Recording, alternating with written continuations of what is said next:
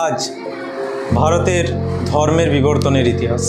আজ বৈদিক যুগের পরবর্তীতে গড়ে ওঠা বেদের বিরোধিতায় যে ধর্মগুলো গড়ে উঠেছিল তার ইতিহাস। নমস্কার, ধর্মের সিরিজে আপনাদের স্বাগত জানাই। আমি সুমন মুখার্জি। আজ প্রতিবাদী আন্দোলন, আজ ধর্মের বিবর্তনের ইতিহাস। এর আগে কয়েকটা ভিডিও আছে, একটা বেসিক ভিডিও, একটা আছে সিন্ধু সভ্যতায় ধর্ম কেমন ছিল, হরপ্পা সভ্যতার ধর্ম। অন্যটা আছে বেদের যুগে আর্যরা যখন ভারতে আসে তাদের ধর্ম কেমন ছিল।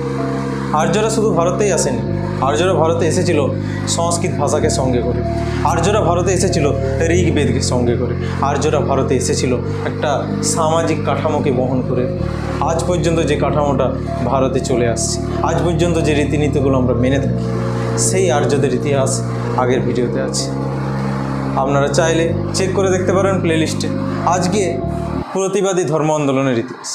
প্রতিবাদী ধর্ম আন্দোলন অর্থাৎ ধর্মের বিরুদ্ধে প্রতিবাদ নয়, ধর্মের কিছু সংস্কার আন্দোলন হয়েছিল হিন্দু ধর্মেই, বা হিন্দু ধর্ম যেটাকে আমরা বলতে পারি না তখন ধর্মের নাম ছিল বৈদিক ধর্ম বা ব্রাহ্মণ্য ধর্ম।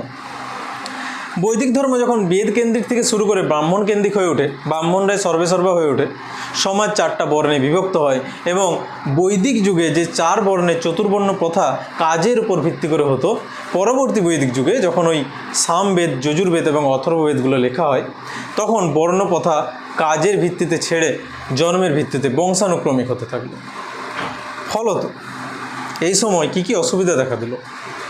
ব্রাহ্মণরা শক্তিশালী হয়ে উঠল বিশেষভাবে, যেহেতু তারা আর জ্ঞানের দিক থেকে ব্রাহ্মণ রইল না, তারা বংশগত দিক থেকে ব্রাহ্মণ হয়ে গেল। অতএব তাদের জ্ঞান থাক বা নাই থাক, পিতৃপুরুষ ব্রাহ্মণ মানে তারাও ব্রাহ্মণ হতে থাকলো।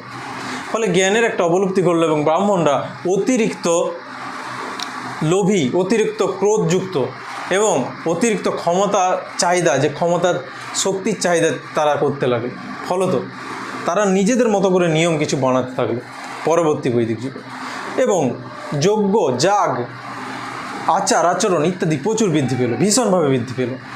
আমরা ঘটনাগুলোর প্রমাণ রামায়ণ, মহাভারতের মতো বড় বড় মহাকাব্য পেয়ে থাকি। সেখানে কিভাবে যজ্ঞ এবং কিভাবে যজ্ঞের জন্য যুদ্ধ, এই জিনিসগুলো কিভাবে হয়ে উঠেছে, এসেছে। আমরা দেখেছি যে বিভিন্ন যারা ব্রাহ্মণ বা মুনি ঋষিদের দ্বারা রাজাদেরকে, মুনি ঋষিদের